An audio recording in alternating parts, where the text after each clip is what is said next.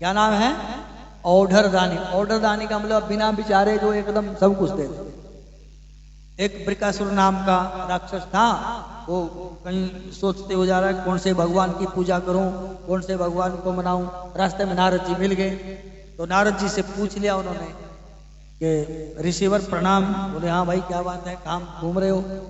तो बोले समझ में नहीं आ रहा है कि कौन से भगवान को प्रसन्न करने के लिए तप करूं तो बहुत जल्दी प्रसन्न हो जाए। तो नारद जी ने कहा कि भगवान महादेव को प्रसन्न करो, वो बहुत जल्दी प्रसन्न हो जाते हैं। भगवान महादेव का एक नाम है आशुतोष। बोलो आशुतोष। आशुतोष भगवान। आशुतोष का अर्थ है आशु मैंने बहुत जल्दी, और तोष मैंने संतुष्ट होने वाले, प्रसन्न होने वाले। आशुतोष भगवान यानी महादेव बहुत जल्दी प्रसन्न हो जाते हैं।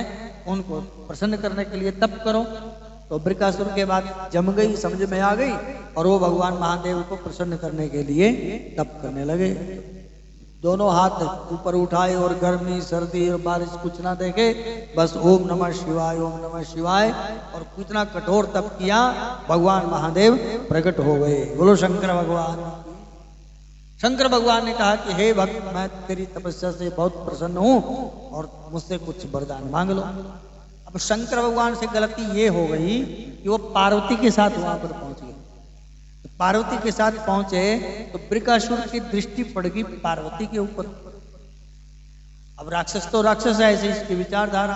अब उसने सोचा महादेव पार्वती का क्या करेंगे, पार्वती मेरे को मिल जाए तो ठीक है।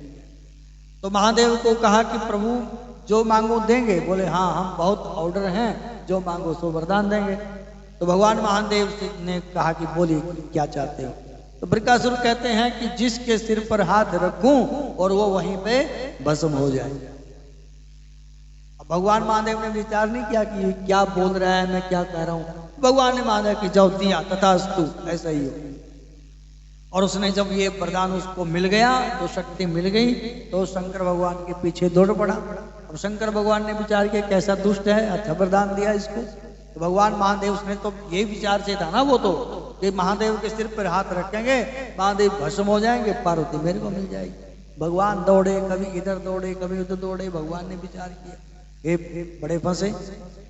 तो फिर उन्होंने नारायण भगवान को याद किया। नारायण भगवान वहां पे उनकी समस्या का समाधान करने के लिए जो बृकासुर है उसके आगे प्रकट हो गए बाल ब्रह्मचारी के रूप में।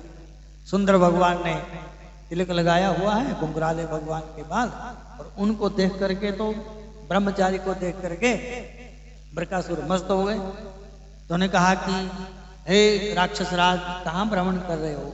भगवान ने इतनी मधुर वाणी से बोला कि भगवान की तरफ ही देखता रहा। बोले नहीं प्रभु, बस ऐसे ही भ्रमण कर रहे हैं। बोले नहीं, कुछ बात है। बोले शंकर भगवान ने हमें एक वरदान दिया है। बोले क्या वरदान दिया है? बोले यही वरदान मांगा था कि जिसके सिर पर हाथ रखें वो भस्म हो जाए। तो भगवान तो शंकर भगवान को बचाना चाहते हैं। तो भगवान ने कहा कि अरे कहाँ उनकी बातों में आ गए, वो तो पगला गए हैं आजकल।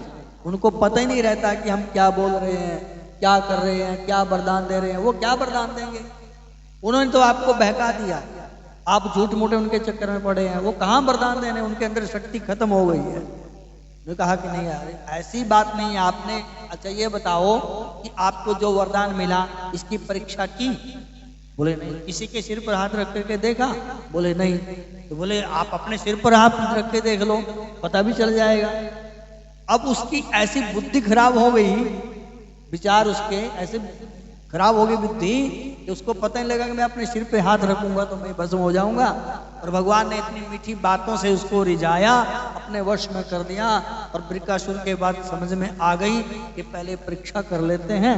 और बृकासुर ने जैसे ही अपने सिर के ऊपर हाथ पधराया ऐसे, और वहीं पे भस्म हो गया। बोलो शंकर भगवान की।